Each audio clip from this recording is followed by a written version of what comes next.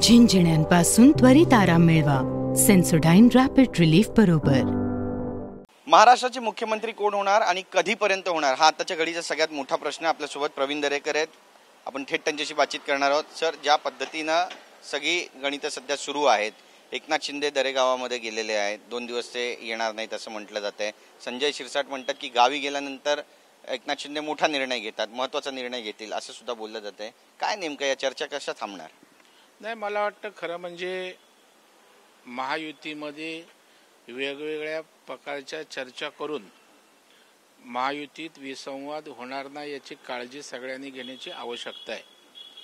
शिंदेसाहेब तर दरेगावी नेहमीच जात असतात. जेव्हा त्यांना विश्रांती घ्यायची असतील किंवा गावात जाऊन गेल्यानंतर त्यांना एक वेगळं समाधान, शांती आणि आनंद मिळत असतो आणि म्हणून वरचेवर ते जात असतात. आता याचा अर्थ वेगवेगळ्या पद्धतीत काढणं हे योग्य नाही आणि शिंदे साहेबांनी प्रत्येक वेळी महाराष्ट्राच्या हिताचा विचार केला आहे.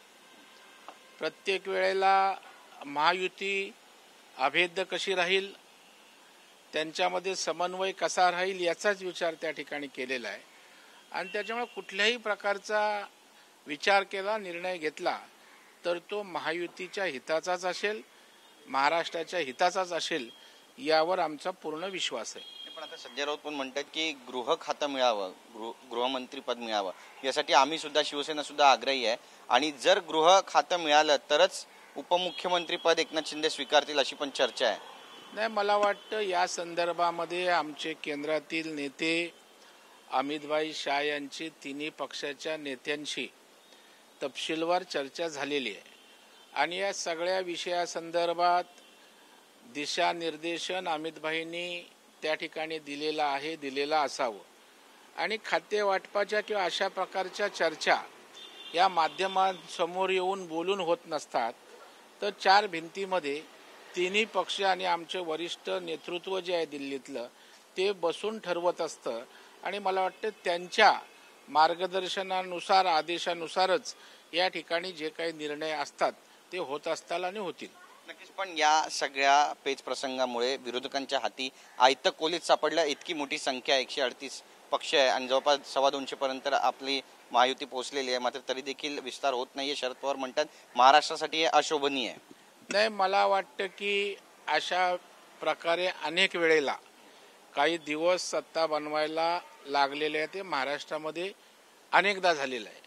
शेवटी ज्या वेळेला महायुती किंवा महाविकास आघाड्यांचं सरकार असतं त्यावेळेला त्या तिन्ही पक्षांमध्ये समन्वय साधावा लागतो, एकवाक्यता करावी लागते, कारण शेवटी राज्याच्या हिताचा विषय, राज्याच्या चालवण्याचा विषय तो असतो आणि त्याच्यामुळे महाराष्ट्र हे देशातील एक मोठं राज्य आहे. त्याच्यामुळे निर्णय घेत असताना नीट निर्णय व्हावा, सगळ्यांमध्ये त्या ठिकाणी एकोपा राहावा अशा प्रकारची भावना आमच्या शीर्षस्थ नेतृत्वाची असल्या कारणानं आज तिन्ही पक्षांनी अमितभाईंसोबत नेत्यांची बैठक झालेली आहे. व्यवस्थित सगळे तिन्ही पक्ष एकत्रित आहेत आणि समन्वयातनं त्या ठिकाणी निश्चितच चांगला निर्णय होऊन महायुती म्हणून महाराष्ट्रातील जनतेच्या सेवेसाठी लवकरच आम्ही त्या ठिकाणी रणांगणामध्ये उतरणार आहोत. मुख्यमंत्री देवेंद्र फडणवीस होतील हे जवळपास निश्चित मानलं जात आहे आणि 5 तारखेला शपथविधी होईल अशी सुद्धा चर्चा आहे. पण दुसऱ्या नंबरसाठीच अजितदादा पवार आणि एकनाथ शिंदे यांच्यामध्ये रस्सीखेच सुरू आहे का? मला वाटतं कुठल्याही पदासाठी रस्सीखेच नाही. 1 नंबरसाठी पण नाही आणि 2 नंबरसाठी पण नाही. शेवटी आम्ही हे राज्य चालवत असताना महायुती म्हणून चालवणार आहोत. महायुतीतला प्रत्येक पक्ष हा 1 नंबर आहे, प्रत्येक पक्ष 2 नंबर आहे, कारण शेवटी राज्यातल्या जनतेनं महायुती म्हणून मॅन्डेट दिलेला आहे आणि त्याच्यामुळं आमच्या तिन्ही पक्षांची जबाबदारी आहे की त्या ठिकाणी अशा प्रकारचे नंबरवर न त्या ठिकाणी चर्चा करता राज्यातल्या जनतेला एकत्रितपणे न्याय द्यायची भूमिका आमची आहे, ती आमची जबाबदारी आहे आणि मला वाटतं आमच्या केंद्रीय नेतृत्वाच्या मार्गदर्शनाखाली त्या ठिकाणी आम्ही सारे एकवाक्यतेने महाराष्ट्राच्या हिताचा विचार त्या ठिकाणी करू. अशा प्रकारे नंबरिंग देण्याचा कोणी प्रयत्न करू नये किंवा आमच्यात तशा प्रकारची कुठलीही स्पर्धाही नाही आहे. नक्की संजय राऊत टीका करतात. संजय राऊत म्हणतात की शिवसेना फोडली म्हणून 2.5 वर्ष मेहरबानी म्हणून एकनाथ शिंदे यांना मुख्यमंत्रीपद दिलं. या टीकेकडे कसं पाहतात, याला उत्तर कसं देणार? नाही, मला वाटतं संजय राऊतांची अशीच बडबड त्यांच्या पक्षाचा जो काही ऱ्हास झालाय त्याला कारणीभूत आहे. आणि तरी संजय राऊत अजून दुरुस्त होत नाहीत. त्यामुळे त्यांना पूर्णपणे पक्षाला आणि पक्षाच्या नेतृत्वाला मातीमोल करण्याचा त्यांचा विचार त्या ठिकाणी दिसतोय. आणि त्याच्यामुळे मला वाटतं की एकनाथ शिंदे साहेब हे क्षमतावान नेते आहेत. त्यांनी शिवसेनेमध्ये असताना त्या ठिकाणी स्वतःचं कर्तृत्व दाखवलं. अख्खा पक्ष ते जरी पक्षप्रमुख उद्धव ठाकरे साहेब असले तरी सांभाळत होते. आणि त्याच्यामुळे तर मेहरबानीवर जगणारा नेता नाहीये, एक धाडसी नेता आहे. आणि म्हणून तर अशा प्रकारे बाळासाहेबांच्या विचाराकरता एक वैचारिक बंड त्यांनी उभारलं आणि स्वकर्तृत्वावर त्या ठिकाणी राज्याचं नेतृत्व केलं. कुणाच्या उपकाराखाली किंवा मेहरबानीखाली जगणारा नेता एकनाथरावजी शिंदे नाहीत, हे महाराष्ट्रातील जनतेला माहीत आहे. आता राऊतांनी काय बडबडायचं हा त्यांचा विषय. लाडके भाऊ राहिले नाहीयेत शिंदे आता मोदी आणि शहा यांच्याशी पण टीका केली आहे. निवडणुकीचे जे निकाल आले त्यानंतर आता एकनाथ शिंदे लाडके भाऊ राहिले नाही केंद्रीय नेतृत्वाचे भाजपच्या. मला वाटतं आजही एकनाथरावजी शिंदे साहेब पंतप्रधान आणि आमच्या अमितभाईंचे लाडकेच आहेत. पंतप्रधान जेव्हा जेव्हा महाराष्ट्राच्या दौऱ्यावर आले त्यावेळेला आपलेपणाची वागणूक या ठिकाणी माननीय पंतप्रधानांनी दिले.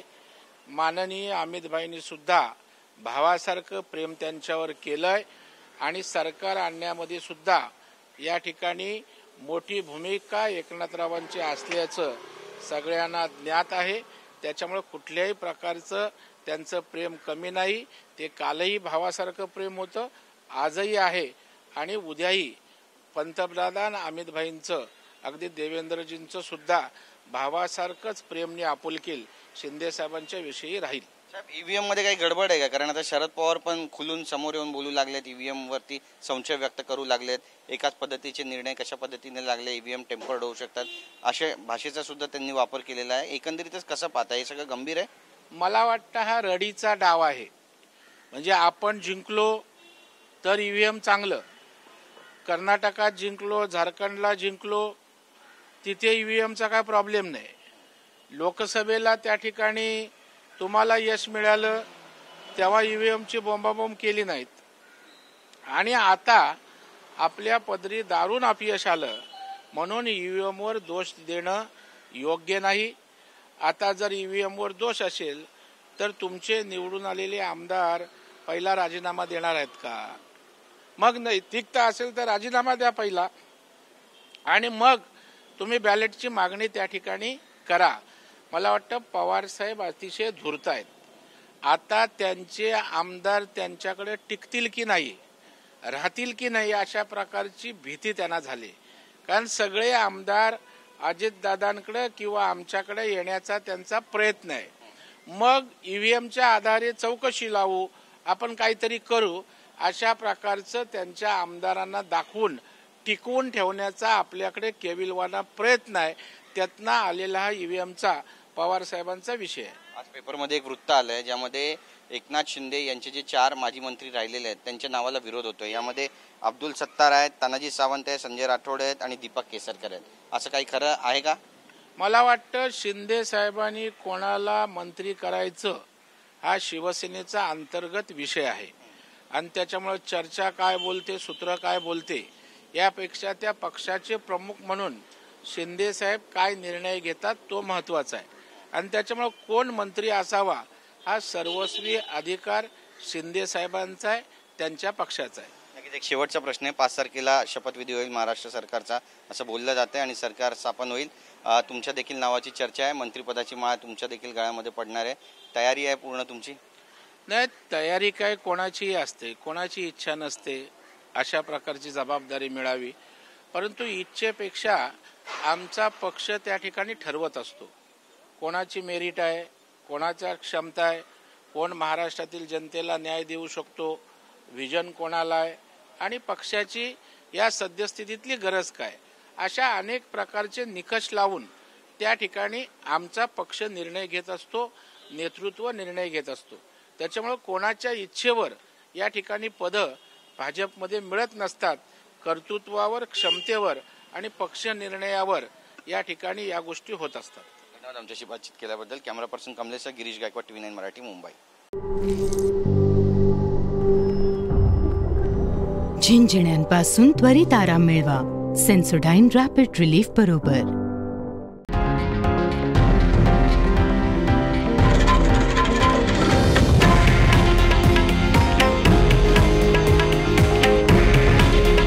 हे आहे देशातील नंबर 1 न्यूज नेटवर्क आणि आपण पाहत आहात TV9 मराठी. काळजी तुमची, हित महाराष्ट्राचं.